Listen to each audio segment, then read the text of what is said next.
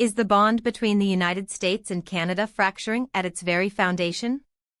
This week, a dramatic announcement from the Pentagon has sent shockwaves, pulling the U.S. out of a crucial joint military board with our northern neighbor, marking a significant escalation in a feud that's been brewing between President Trump and Canadian Prime Minister Mark Carney. Before we continue, if you want to stay on top of everything happening in U.S. politics, hit that subscribe button right now and leave a like. It really helps this channel grow. Now, let's break down what's actually going on. For years, the U.S. and Canada have maintained a vital joint military board, a platform for cooperation and coordination on defense matters that have directly impacted the security of both nations. Think of it as a critical communication channel, ensuring that our allies are on the same page when it comes to everything from border defense to intelligence sharing, especially in an increasingly complex global landscape. This board has been a bedrock of trust and shared responsibility. However, the relationship between President Trump and Prime Minister Carney has been, shall we say, less than harmonious. We've seen trade disputes, sharp disagreements on international policy, and a general sense of friction that has been palpable. This latest move by the Pentagon, however, appears to take that friction into an entirely new and concerning realm, the military one. The U.S. withdrawal from this joint board isn't just a bureaucratic adjustment, it's a significant operational and symbolic shift. Prime Minister Carney, in an effort to project calm, reportedly downplayed the decision, suggesting it was a minor administrative change. But the reaction from others within Canada tells a very different story. Widespread anger and concern have erupted, with many viewing this as a deliberate and provocative move by the Trump administration, a clear signal of disregard for a long-standing and deeply important alliance. Critics in Canada are asking, what is the real motivation behind this sudden severing of ties? Is it a punitive measure stemming from past disagreements? Is it a strategic realignment that's being kept deliberately opaque?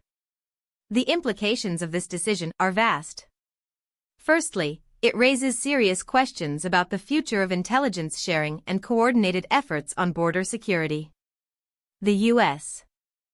and Canada share the longest undefended border in the world, and seamless cooperation on matters of national security is paramount. When you disrupt established channels like this joint military board, you create potential gaps.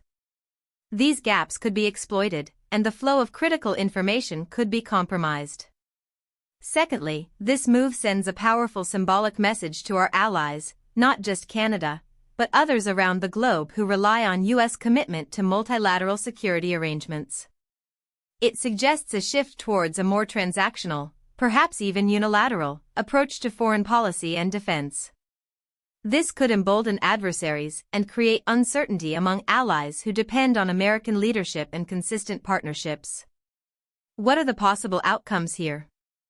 We could see a reciprocal cooling of relations from Canada, impacting other areas of cooperation beyond the military. There's also the risk of diminished effectiveness in combating shared threats, from terrorism to organized crime. On the flip side, perhaps the Trump administration sees this as a necessary, albeit blunt, tactic to force renegotiation of other aspects of the relationship or to highlight perceived inequities. The lack of clear explanation from the Pentagon only fuels speculation.